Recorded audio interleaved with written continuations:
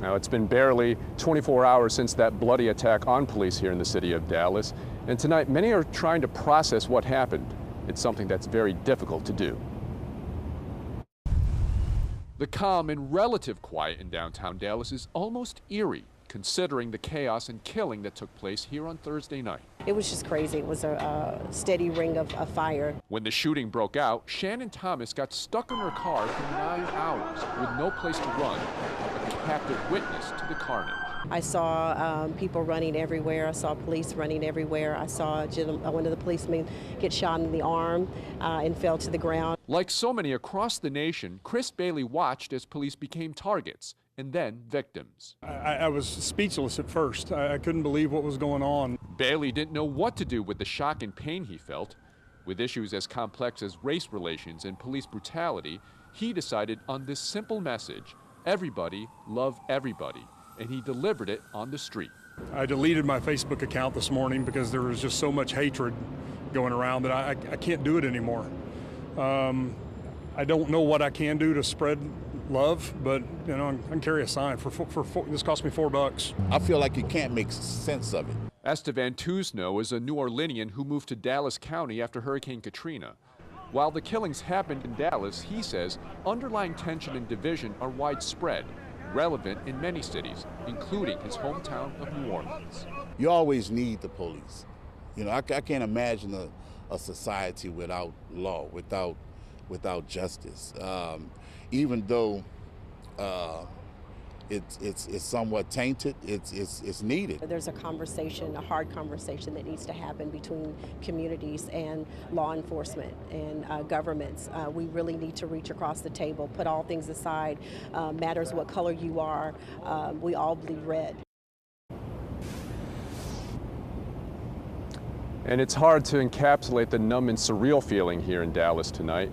If you remember, and many of us recall the feeling that we had when Jefferson Parish Deputy David Michel was killed, if you amplify that, that's how many people and that's how they're feeling tonight. Reporting live from Dallas, Tan Trung, Eyewitness News. Karen? Very moving perspectives you provided. Thank you very much, Tan. Today in Dallas, there were some tense moments as the Dallas Police Department called the SWAT team in to its own headquarters in response to a threat. Officials there are also trying to bring people together in the wake of deadly violence and protests. Tan Trung joins us live from outside police headquarters in Dallas. Good evening, Tan. Tanya, with nerves already frayed, the Dallas Police Department had to activate its SWAT team earlier this evening to respond to a threat they believed was serious. That threat turned out to be unfounded. It came at a time as the city of Dallas is trying to look beyond the attack on its police. Roughly 48 hours after a gunman shot 12 Dallas police officers, killing 5 of them, members of the DPD had to draw their guns again, this time dealing with a threat near police headquarters. The tense situation, a stark contrast to police headquarters earlier in the day. David and Donovan Sproles' mother brought the brothers here to see a different side of police. Greeting kids today, retired police officers dressed as comic book superheroes. In a way, it offset the images they saw when police became targets. I watched it, but I found out about it, and I didn't think it was really our city because we don't normally do this, and we don't have mass shootings at all down here. The horrifying act, they say, is not what the city stands for.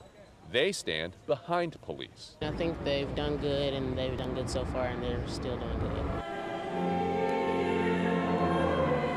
This evening, hundreds of people attended a Mass for Peace at the Cathedral of the Virgin Mary of Guadalupe.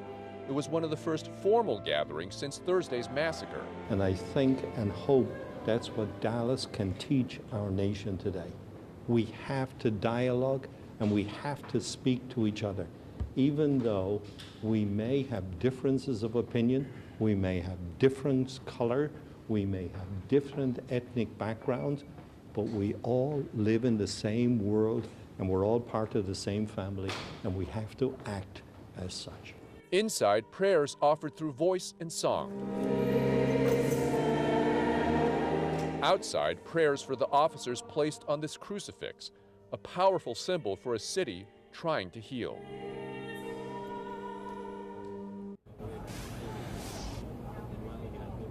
And there will be more prayers in the coming days as plans are being made to lay the fallen officers to rest. Reporting live from Dallas, Tan Trung, Eyewitness News. Tanya?